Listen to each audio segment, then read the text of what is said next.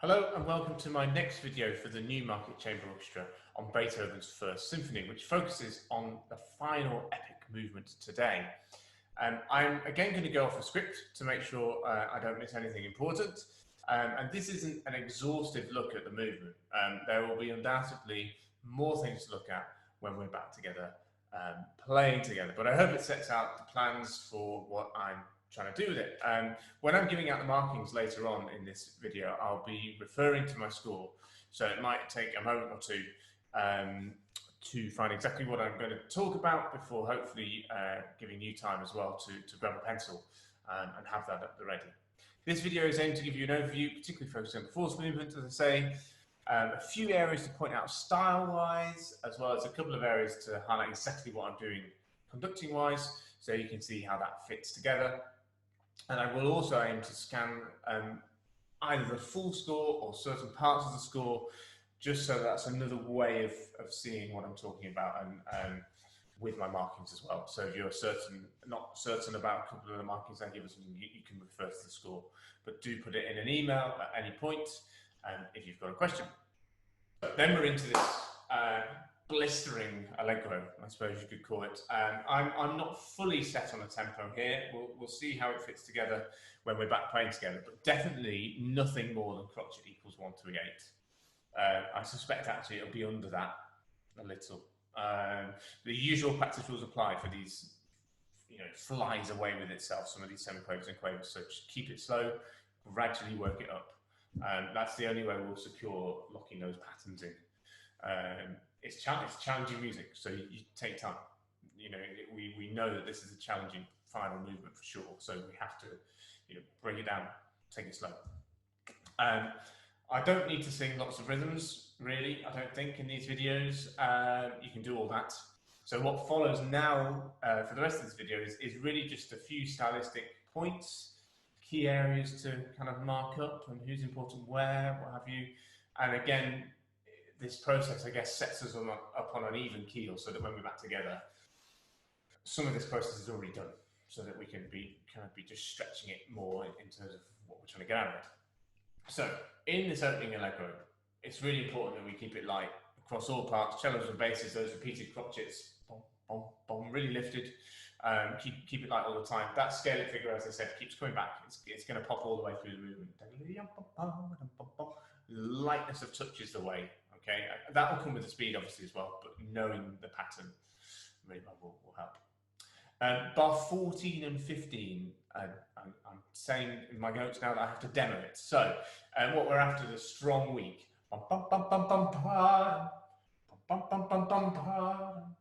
So we get that pops up a number of times as well in a number of parts.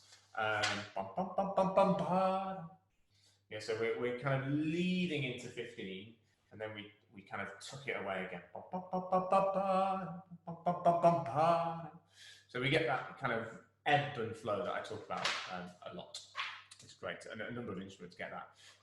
The rest of the strings underneath that, the tailor off those quavers, so you get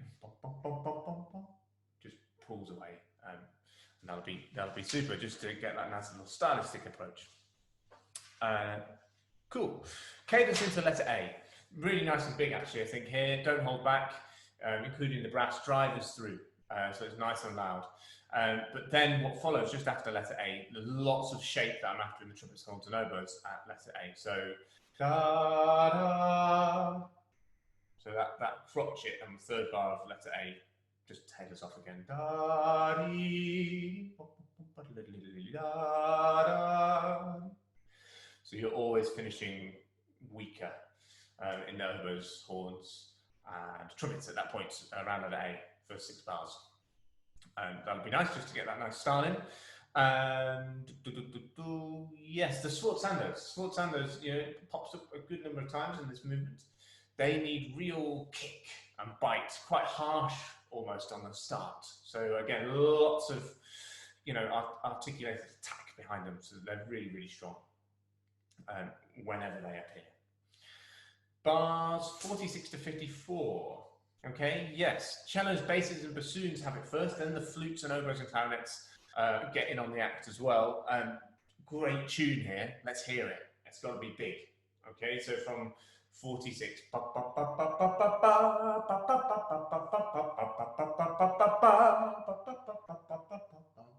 What we're after there, think of it in groups of 4 bars. So we're going to crescendo up to the sforzando, which you have marked.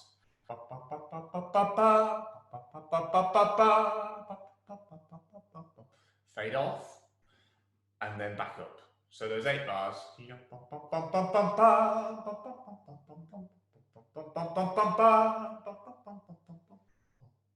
So that when we arrive at D, we're all just chucking that back in. Everybody who's playing there into letter B, really bring it back in so that it's nice and gentle approach at D.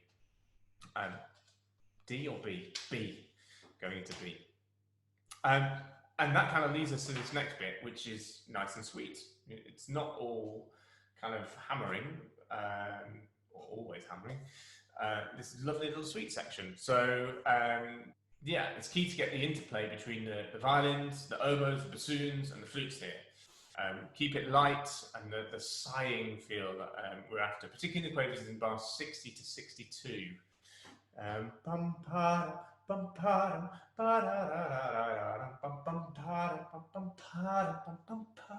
We're getting that slight lean. It's all natural stuff that we'll be doing, but just to confirm that really, that we get that. We'll talk a bit more about sighing later on. Yeah, that kind of feel. So that will be good as well. If we can get into that section, different in dynamics there, obviously, but then cellos and basses particularly. All of us should be working hard though, but cellos and basses particularly in bars 64, we're turning the screw there. We're driving us into 68, 69, 70. Yes, here we go. This is big stuff now. So it's going to be nice and strong. Bar 70, 71 and onwards in the wind, and in some of the string parts with the minims, just really detached and short. Keep it driving with the sforzandos as well. That would be great. Going into this next bit, 79, 80, 81 is the thing that I think will be the thing to really check when we're doing this together, is the equality of dynamic, I guess, across the parts. So the risk being often is that we have too much first part. So we always need to have, particularly in the wind, more second, so that there's that texture that we're after, so that we're hearing everything we need to hear. So particularly second players in the wind at this point, 78 up until, well, 89, 88, 86. We want to hear you just as much as the first players there. So don't feel that you're like of a less importance. You're both really important, as in the strings there as well. Good, let's find the next bit. Next bit is the join from the first time bar, going back to where we repeat. It just fades away really, just follow exactly what's there, but cellos and basses particularly, just bring that down.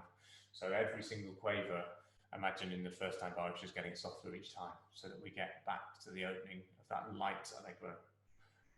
So really tailor it off, so it gets softer and softer in the first time bar, you'll be fine.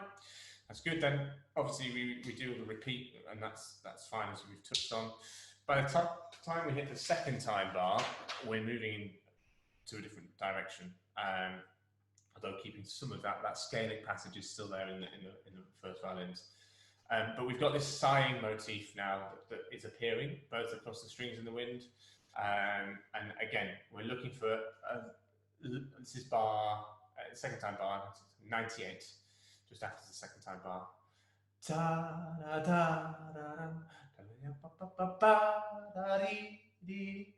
So a little emphasis on the dotted crotchet, fade off on the quaver. Emphasis on the dotted crotchet, fade off on the quaver.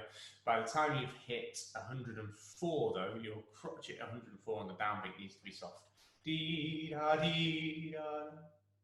So it fades off at that point. Just that sighing, that lovely sighing thing that we can hear will be great. But then 108, we've kind of had a little sighing moment, a little bit of calm, and then 108, bang, we're back. Yeah, it's that nice fiery stuff again. So again, particularly in the wind, can have lots of you, and really nice short, kind of sharp tacked crotchets in the first violins. Bum, bum, bum, bum, really lifted. Will be good to kind of dig those out. Cellos, you've got a big bit here that follows 116, 117. Take it apart, practice it, just so you know that it fits in. But you are all eyes on you at 116 through to 119, 120. When you get to 122, we want to tailor off there, everybody.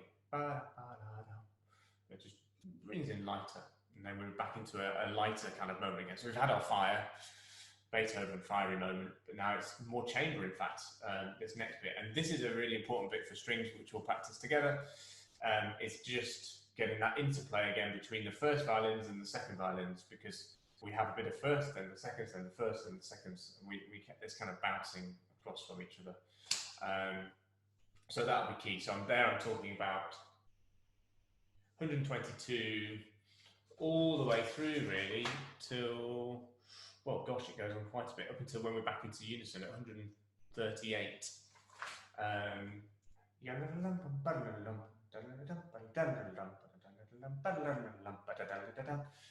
It's these passing semiquavers.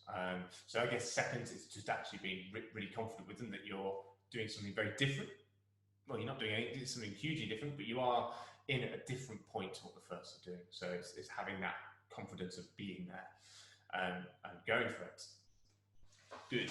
Let's keep moving. 140. Yeah, we're back to fire again. It's just 140 to 161 basically. It's all laid on a plate, and it's big, and we just go for it. Lots of. I've put in the score wild, so you know we can really be quite wild here. Same tune.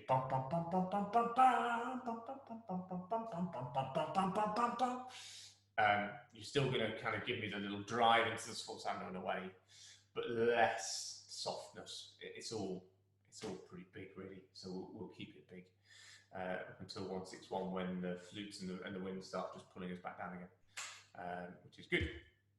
After that, there's a lot of repeated material with this kind of sonata form that we're in. So we're doing similar things now that I've talked about. So bum, bum, bum, bum, ba, bum, bum, bum, bum, bum, ba, 173 or whatever that is.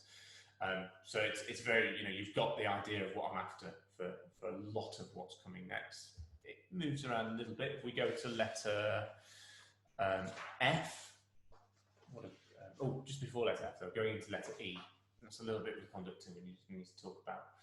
I'll conduct this from 32, 232, just so you can hear see what happens. So it's down, down, ba, ba, ba, yum, ba, 1, 2. So really important people there. Second violins. When you get to letter E, there's your pause, and it's 1, 2, da da da da da da da. Okay, so letter E is pause, and then 1, 2, da da da da da da da. If you're a second violin, first violin during, obviously at the end of the next bar. So seconds, that's a really key point. Let's just recap that again. 6 before letter E is this. So it's a 1, 2, 1, 2, 1, 2, pause, and bum, bum, 1, 2, da da da da da. Good. Letter F. Great. Lots of goodsiness about it again. In the oboes and the horns, this is a great bit where you're similar phrasing as to what I've talked about before. Yum bum ba da, bum bum ba da. Really whack the sforzando, but then bring it off less on the quaver. Bum bum ba da, bum bum ba da. So we get that. Everyone else around that, those first 3 bars of F, wallop those chords. There needs to be lots of bite, lots of aggression behind them. And then what's so good is that with a click of a switch, it's a complete sea change. So the first 3 and a bit bars with the sforzando, big, big, big, big. But then it's all light and kind of running again. And then oboes and horns again, you've got the same rhythm, but in a completely different approach. Still with the sforzando, but it's completely different. It's got a bit more length about it as well. So, you can really show the different sound world in such a small amount of time. So hopefully that gives you an idea of how we're approaching it. Letter F. 285 is really the moment that we really go for it, that kind of drives us to the end. There's that scale that comes in again. There it is, right to the end. It's there. It drives us into this kind of fortissimo section. Keep all of the crotchets short, as I've talked about a lot. So 294, bum, bum, bum, bum, bum, bum, bum. Really pick them out, nice and lifted. That's particularly in the wind brass. And then drive us through to the end. There's pretty much straight through, straight out. So it's just got that loads of energy packing to it to the final kind of wallop. It's a great end to a fantastic piece. That's a snapshot of the fourth movement. It's not the most slick video you're ever going to see in your life, but hopefully it gives you an outline of how we should be approaching this, and a few little stylistic things that we can do. As I said at the start, it's not exhaustive. There's ultimately going to be lots of things that we can add into this, hopefully just laying down the plans, and you've got a few things there that you can be putting in and working on. There are tricky areas, as I said. It's a challenge. Break them down, take them out of context, and then start to build in and back around them either side. And befing you know it, pushing that tempo, you'll get there. Enjoy.